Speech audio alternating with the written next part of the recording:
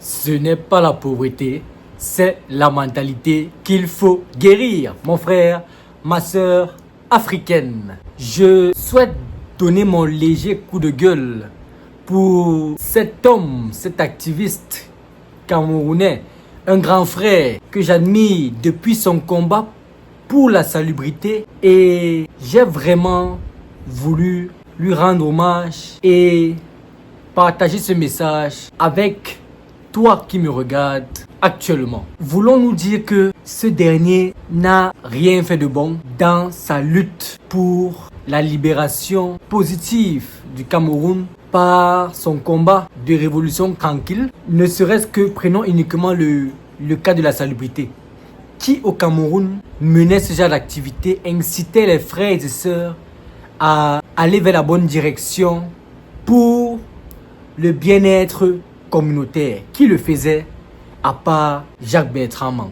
Mais malheureusement, comme nous sommes multipolaires, parce que bipolaire c'est peu dire, nous sommes multipolaires, même ceux qui l'encourageaient dans ce combat noble jusqu'à présent préfèrent rester indifférents.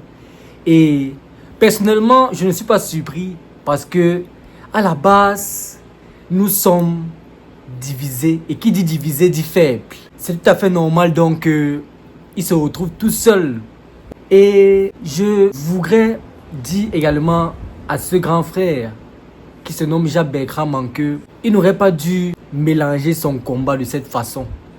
Mais bon, on va pas revenir en arrière. Tout ce que je peux dire en général ou en grosso modo par rapport à tout cela, c'est de libérer Jacques Bertrand. Please free Jacques Bertrand.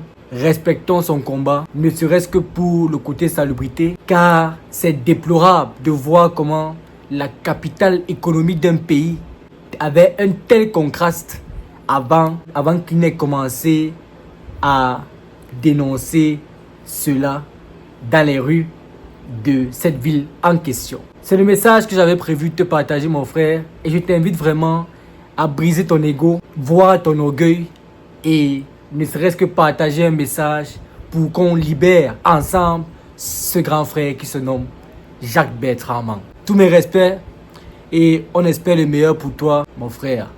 Merci.